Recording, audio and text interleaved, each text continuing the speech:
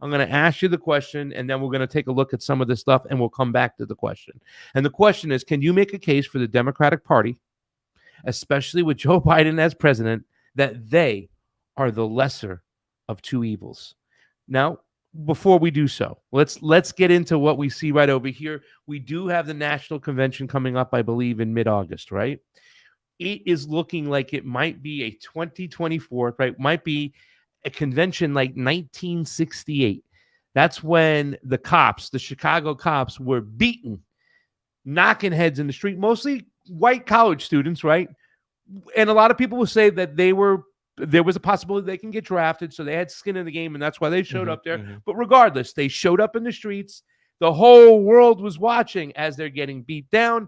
I can't remember the senator who was talking about, we shouldn't have the convention here because we wouldn't have to meet Gestapo tactics in the streets of Chicago. And the mayor kind of gave him the whole kind of finger. It was just a complete disaster. The Democratic Party had lost it. RFK had been just, executed not too long ago. They were coming out of JFK. It was obvious that Nixon was going to win. This was a debacle, but it said a lot about the actual members, the voters of the Democratic Party, when they got in the streets and they said, enough is enough, man. You're not going to bring us into war, the Vietnam War. And we see a lot of that parroting right now, right? We see, we've tried to talk about, and this is from Politico. It says the DNC is preparing for the worst in Chicago without the help of the city's mayor, because the city's mayor is a pro-Palestinian. He's for the students. Mayor Brandon, what is it, Jacobs? Yeah. So he's supporting, so this is going to be one of those things where he's like, I'm not going to go out and send the cops out there, the crackheads of the side I'm supporting. Who knows? But we see all this happening. We see every single Democrat, even Parma Lee, voting for the Ukraine-Russia war. It's sad to me that people are in the streets for Israel and Gaza, for occupied Palestine, whatever you want to call it. I love the fact that they're out there in the streets, but it's sad to me that nobody's picking up the mantle and getting in the streets and marching on for what's happening in Ukraine, Russia. It's a proxy war. Our weapons were responsible for a lot of death and destruction, and nobody's calling them out. The Democrats aren't there. So we see that this convention could be crazy. We see that the mayor is not going to help out. Joe Biden is still, now that he's calling for Donald Trump, he's calling for, you want to debate there, corn pop? He's Joe Biden now. They've, given him his adrenochrome and re-erected him. That's a joke. But here he is. Make the case for me, Ankur, that the Democrats are the lesser of two evils, especially when we see their own bases about to get in the street for them and knock them back into submission. So you started with, could I make the case? Yeah, I could make the case. Do I want to make the case? I guess you're asking me to make the case. It's the lesser of two evils argument is one of the reasons why I step up and run, because I don't think we should be stuck in that downward spiral. Just to, again, reframe the question. And that's how a lot of blue no matter who thinking works, right? Our guys are less bad than the other guys, and they'll just rattle off issues. And depending on the context or your audience, you could talk about at least they're not sending as many weapons, or at least they're sending humanitarian aid, or at least they're for women's right to choose, or they're at least, they'll go down the list on at least they're not trying to privatize all public schools, or at least Biden waived off some student debt for some people, right? So in that marginal benefit place, there's a lot of people who will make that case. And my brother's a staunch kind of Democrat. And he'll make a strong case to say they're not just the lesser of two evils. This is the only vehicle we have to change government and society in America for the better, because the Republican Party has been taken over by this, some people would say, fascistic ideology, right? And so that's a dialectic, right? That's where the lesser of two evils comes in. The Democrats before the old school Dick Cheney and Karl Roves of the day, right? I mean, fascistic, and Donald Trump, by the true meaning of fascistic, Donald Trump takes less corporate donors than Joe Biden does. The corporations are way more behind. I mean, the true meaning of fascistic, right? So that's why I hesitated to use the word. Whatever descriptor you want to use, be it from the socialist or the communist to authoritarian to dictatorial to militaristic to imperialistic to colonial to fascistic, like capitalist, right? Neoliberal, liberal. This whole spectrum of ideology. None of these people are coherent. None of these people are sticking to one point. They waver and say what's beneficial to help them get elected. And so I think between the two, Republican and Democrat, they've staked out their claims relative to each other, right? Dialectic to each other. Their place is center. They're saying center left sometimes, but they're clearly pulling the whole conversation, that whole window, right? That whole window of argument in the framework continues to shift the other way because we're not having real conversations, right? It becomes that lesser of two evils conversation as opposed to a nuanced conversation about how do we actually solve a problem. Or even identifying what the real problem is. We just yell at each other what the problems are instead of let's sit down and talk about it together. Do you think that attitude when it comes to the Democrats, the people that we know, is more about being in a team sports mentality versus the actual issues itself? Because I can tell you now, I'm not going to vote for Donald Trump, right? But I can make the argument, and I honestly believe the argument is that the Republicans right now are the lesser of two evils right now, right? I can make that argument on freedom of speech alone and censorship. The Squad, which is supposed to be the most progressive members within our Congress, right, like that, are censorship crazy. They believe in deplatforming. They haven't said anything hardly ever about Julian Assange until this last time. It's taken them a lot until, once again, and that becomes a virtue signal vote because nothing's going to happen. It's already, you could just now campaign, well, I stuck up for Julian Assange. About 4 years too late, right? So, I mean, do you think it's more about the ideology and the issues, or is it more about team sports, in which a lot of Democrats still? And so again, having been in the Democratic Party hamster wheel since 2018 when I ran for California State Assembly, looking for those endorsements, understanding the delegate math, seeing the county, the state, again, these local Democratic clubs, each one is a little bit different. Each one can have a bunch of people like us who are thinking and caring and are actually trying to solve problems. But then, the majority is clear. It's team sports. It's about gaining power, winning elections. You don't win elections on your own, right? Even Donald Trump had to get the Republican team on board, lined up, and then it's everyone is lined up. And so that's the mentality that a lot of our folks from that Bernie Sanders campaign, that 2016 campaign, and a lot of other folks have taken on, is that we can only win if we are really aligned, if we are taking each other's back, if we aren't criticizing ourselves, shooting ourselves in the back. And to some extent, that's true, but it depends on what kind of criticisms are we leveraging at our own candidates or our own people. Are they legitimate? Are they well-intentioned? Are they constructive? Or are they meant to be hyperbolic and drag people down so that I can get ahead and get the job or get the endorsement or whatever other superficial aim happens in these team politics just to win now, right? That same kind of this quarter profit, right? And whatever it takes to get it. In that same way, in the Democratic Party, it's how do I win this election now with my candidate? I mean, well, the whole thing is that they set the system up. Like I said, somebody said something about our elections being completely corrupted, and I agree 1,000%. But it's the language that comes to the table, the conversations. I was so excited about RFK running because of the rhetoric that was going to be out there, the conversations talking about healthy, clean food. You know where I stand on the COVID protocols and all that stuff, where he is. So obviously I was already in line there. But also talking about SSRIs, big pharma and what they do and how they poison. And he even has a mindset about what's gone on in Latin America, and he has a history there, and he's pretty good on that too as well. So I was so excited about just the messages, the conversations that will be had around the dinner table when you have a candidate like that. So you might not be able to win because you don't want to play that particular type of game. He didn't want to play the Democrat game, right? He's going to go independent, whatever. But the conversations that come around, it is disappointing that he had such an awful stance on Israel that I think that a lot of people now don't want to listen to him anymore on a lot of things. And that was unfortunately the thorn in the side, I think, for him making any type of serious move. He actually split the anti-establishment movement in half. Like, we had a bunch of people that were like anti-imperialist leftists that talked to a lot of COVID people and whatnot. And now a lot of those same COVID people are pro-Zionism, right? And it's like, oh my Lord. And we were like, nope, that's a red line. Sorry. You got to learn about Israel. You got to learn about the Nakba.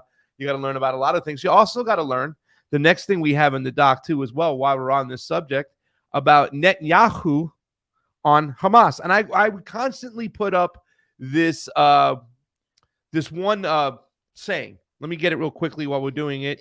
But go ahead. You have something to say? And on RFK and his potential to have good conversations at the national level, a lot of people were feeling the same way about Cornel West on a series of different issues. Oh, he's going to be able to talk about X, Y, or Z in a way that mainstream media doesn't and doesn't engage because he's running for president. Yes. Now, how effective is that? What are we talking about when we talk about RFK or when we're talking about Cornel West? And now you just heard Biden and Trump agreed to have debates before the convention without RFK in specific. I don't know if they named him, but they said no third party candidates at all. So then again, what is the public even aware of, and all these machinations behind the scenes to keep them from having conversations again about the issues that matter.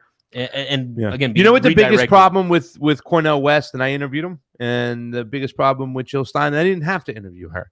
They don't have a populist message. That's the problem. They're in an echo chamber.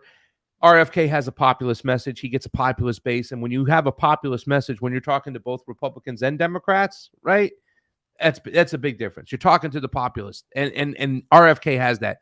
Unfortunately, even Cornel West picking his vice president, and I've marched in the streets before with Melina Abdullah, right? I've been in the streets of the Black Lives Matter, and I'm like, this woman is amazing. Hell yes, let's go, let's march, and she's amazing, and I love her. But I mean, she doesn't send a populist message. It says that you want to talk more about Black liberation than you want to do what's going on in the populace. And unfortunately, whether you do feel strongly about this or not, if you feel like racism has to be unwoven before you can get to anything else, that's going to be very hard, because there's a lot of poor white people in this country. Racism. Yeah, well, you have to address that first before you move on. That's the mentality, right? As opposed to let's come together on class and then we talk about race after. I mean, some people say you got to walk and chew gum. People get mad at me, but it's like I understand the populace, right? And they're just, unfortunately, they're so sick and tired of being beat over the head, poor white people, and telling they're racist. And what I'm saying? It's just like, why do I have to be lumped in with everybody else? What I'm saying? Why can't I be an individual who thinks for himself? And it's just a tough way to go. And unfortunately, I think that Cornel West is eliminated any single type of chance to have a populist movement. I don't think he was being serious about this whole situation. So, and I don't know. In hindsight, maybe I could be wrong. And I love him. But, he's not running a serious campaign for president. He's running a message campaign. Yeah. Now it's up to him to get that message to the audience he wants in this campaign and find victory in that, because he's not going to win, right? He's not going to get a significant number of votes. I don't know what his strategy is, but it's it's exciting at the start of a campaign to think about what would happen if all these things went right, if all these conversations and we had that populist base and you had the right circumstances to then catch fire and then break this two-party duopoly so that you're not stuck in the lesser of two evils. The first 2 times I ran for office, I ran as an independent with that mentality and hope.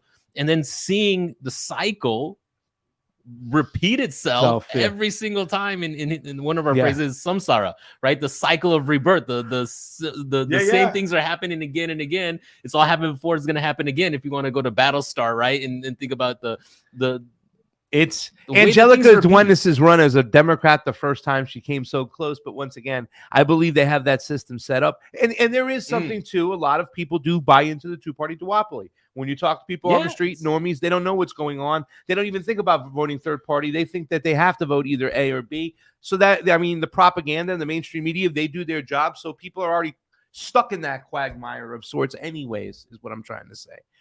Let's play this video over here. This is I put up a clip of this, I put it up in tweet form almost, of what Bibi Netanyahu had said. And here's this guy echoing it. And we'll talk a little bit about this. And he's just, take a look. Saw it in his interest to keep Hamas in control in Gaza. Don't take my word for it. He told us this back in 2019 at a Likud party meeting where he said, and I quote, "Anyone who wants to prevent the creation of a Palestinian state needs to support strengthening Hamas. This is part of our strategy to divide the Palestinians between those in Gaza and those in Judea and Samaria." End quote. Netanyahu. After all, So long as Hamas was in control in Gaza, how could anybody ask Israel to accept a Palestinian state that included Gaza and the West Bank? Good question. So Prime Minister Netanyahu and his extreme right-wing partners have embarked on a concerted strategy to weaken the Palestinian Authority, which recognizes Israel's right to exist, and to strengthen Hamas, which doesn't. I mean, there it is. I've been playing the same quote, been talking about this for quite some time. Ron Paul on the floor of Congress years ago, good old Ron Paul said, Israel created Hamas. They wanted an opposition to the Yasser Arafat secular PLO government, and they wanted radicals in there, so therefore they supported them. So, yeah, your thoughts? Yeah, no, it's pretty well documented at this point.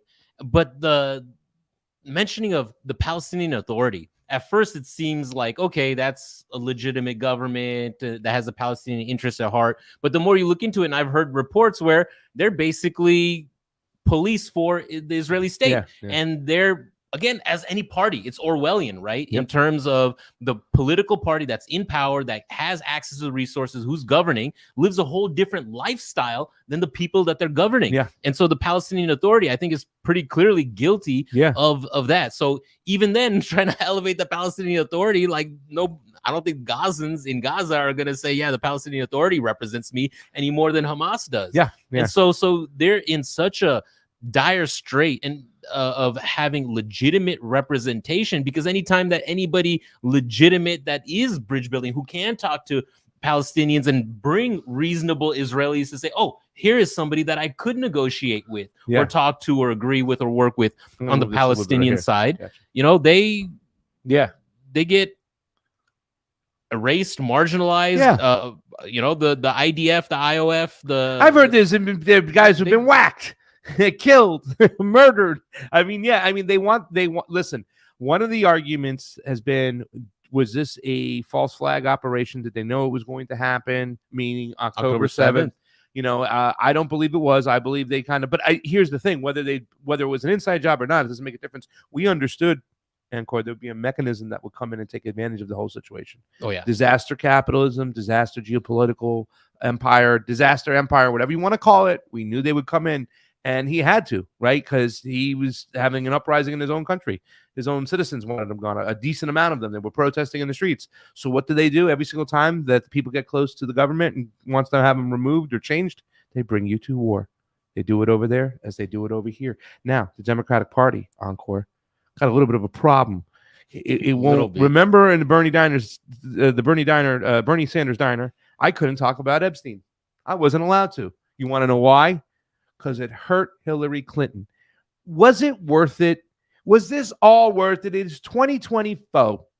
Is it all worth it, Ankur, that they bent the knee and they capitulated to these people and they said, oh my God, but Trump, lesser of two evils, we got to do this. If you don't do this, you're a racist, you're a misogynist, you're whatever they say you are. You know the language. They use it all the time, the virtue signaling. Here's Hillary Clinton now. How can we miss you if you don't go away? Listen to what she's saying. She's talking about a secret deal written on a napkin with her husband and Ehud Barak, who, by the way, was in Epstein's flight logs on the plane all the time. They have witnesses said that young girls were taken to him in New York at Epstein's place. This Ehud Barak, the ex-prime minister. Listen to this up here. And this is what was it worth it, Ankur? Because people out there that we know, I love you, right? I remember the time we had as activists in the streets, but you're the people, we got to stop fascism. Well, tell me what this is. Was it worth it? Play it. I have had many conversations, as you have had, with a lot of young people over the last many months now. And you're right, they don't know very much at all about the history of the Middle East, or frankly about history in many areas of the world, including in our own country. But with respect to the Middle East, they don't know that under the bringing together of the Israelis and the Palestinians by my husband, the then Israeli Prime Minister Ehud Barak, the then head of the Palestinian Liberation Organization, then the Palestinian Authority, Yasser Arafat. An offer was made to the Palestinians for a Where? state on 96% of the existing territory occupied by the Palestinians, with 4% of Israel to be given to reach 100% of the amount of territory that was hoped for. And this offer was made. And if Yasser Arafat had accepted it, there would have been a Palestinian state now for about 24 years. I mean, so have you go seen ahead. have you seen the map? I mean, how could any Palestinian accept that deal? They could not. It was one of those poison pills. They knew it was such a beneficial deal for the Israeli state that no Palestinian Authority, PLO, any group would be able to accept that deal. I just saw it recently because of this clip. It started circulating after, and then again leveraging and putting the blame on the opposing side's fault. And yeah, the comments in the chat. Mr. George and Hugo. Yeah. Minalita, yeah, we know our history. And if we and the more history you learn about what she did as Secretary of State across the world and the details that come out after, because it gets bogged down, it's amazing. And it's frustrating and it makes me cynical. And again, I just glad that there's at least a few of us paying attention to this and calling it out, because otherwise, winners write the history, and this applies everywhere. And that's the framework that we're fighting against, right? Across the world, when genocide happens, when ethnic cleansing happens, when a business goes under or whatever it is, a state takeover or a military takeover, the narrative that we hear is from the victors, and the media, the universities, the academia that goes along with it, and the white collar folks, they all start walking that same line, because now you're benefiting from that privilege, from that extraction of wealth, from that winning the war, and sometimes oppressing and taking advantage of the indigenous people or whatever labor class is being exploited and marginalized and exploit. And anyway, I don't want to repeat myself on that point, but it's so typical, it's cyclical, it's across the world. It happens consistently across all political spectrums and paradigms and nation states. Yeah, the thing that's I take most from that whole statement, I guess, I'm not thinking about it, the ramifications geopolitically, what was there, what was not there. It's just the repeating of the lie, right? I mean, that's just very general. I mean, like you said, what else was in that deal? I can pull up the Balfour the Declaration from 1917 or when it was, when Lord Rothschild's, I don't know what position it was, Arthur Balfour, who had writ up a declaration about wanting to have a Israeli state in that land, in that area. I can pull that up and show that. This you can't. She's just throwing it out there, and this repeating of the lie, because then people will it will give them the confirmation bias that they want to play red team, blue team. This is a social engineer's trick game they're playing.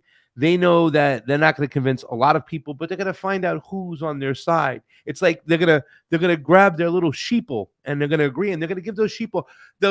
People say that's an IDF Israeli AIPAC talking point. No. They could have had their own state if they wanted to, Ankur. They're the ones who, Yasser Arafat, I know this state, where? I heard Hillary Clinton say it. It's known. It's known. So these talking points that they repeat that make the point, and then they use that as their echo chamber, as their evidence, as their basis for moving forward. And Genzu makes the point, people still believe a woman president would create peace, right? It's that identity politics and the way that they use those individual talking points versus the changing of the whole paradigm, right? We have a greed is good, might is right, this Western imperialist individual kind of, we know, enlightenment thinking that is trying to be projected or is being projected throughout the world in this American empire form. But how do you change that? Where does that come? Where does that transition and transformation come from? You have to have a whole different paradigm of understanding, of thinking, of philosophy, of budget. And so again, from my perspective as a Hindu, right, that instead of individuals and those rights as an individual, we go to those obligations, those duties, those responsibilities to the collective, to the world, to our fellow beings.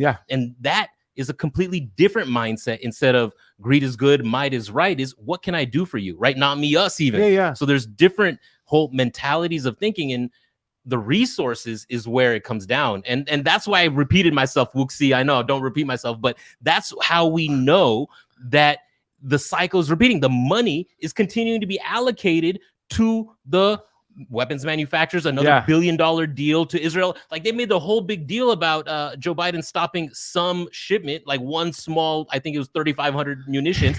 And then the day after, like 3 days after, they do the $1 billion agreement to Israel. And then they're trying to tie it to another cluster package, Yes. a package of cluster munitions. They said to Ukraine money's on the way. It's ridiculous. Not just normal weapons, but illegal banned HIMARS weapons to the whole and- international world order. Yeah. And so then when it's a whole farce of this international world order, because the people with the weapons and the narrative and the media continue to convince people that they're doing the right thing, and then these talking points that they repeat get saturated and put into everyone's subconscious, and then all these soft politicians, all these clout chasing media folks, all the the fake media, right? Like, gets into it, and then it's the propaganda and the narrative that is winning. Yes, and that's definitely it's the team frustrating. media, right? Like, so they each get media. they get the same email chain. And here's my last statement on this before we go to a quick break here with Ankur Patel. Pasta to go. You just have to have counter media, independent media.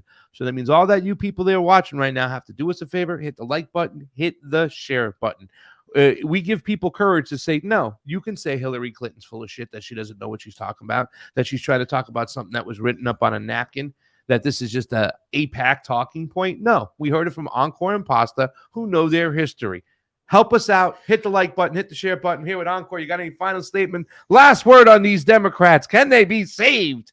Again, they're coming from their perspective and they believe what they're saying. Yeah. You know, Hillary Clinton knows history. She's not a dumb person, but she knows her history, and she's erasing other history, and she's elevating what she wants to put out there. And she's working And with the so- social engineers. They're freaking, this is propaganda and moving the sheeple around to get them to protest and yell against their own interest, right? I mean, they're voting against their own interest. We made these people. Hillary, fire. I mean, get out of here. Remember when Bernie Sanders went out? Like, they had no energy. They couldn't fill a basketball court, but yet Bernie Sanders, for us to work the events, forget about it. Like, we didn't have enough people, and we had hundreds of people with the same shirts working at what park is that in LA over there? That big event we had. It was amazing. Yeah. I mean, we had so many great events, but it is kind of crazy. Ankur Patel, Craig Pasta, Jardula. We're here, Pasta to go. Hit the like button, hit the share button. We'll be right back.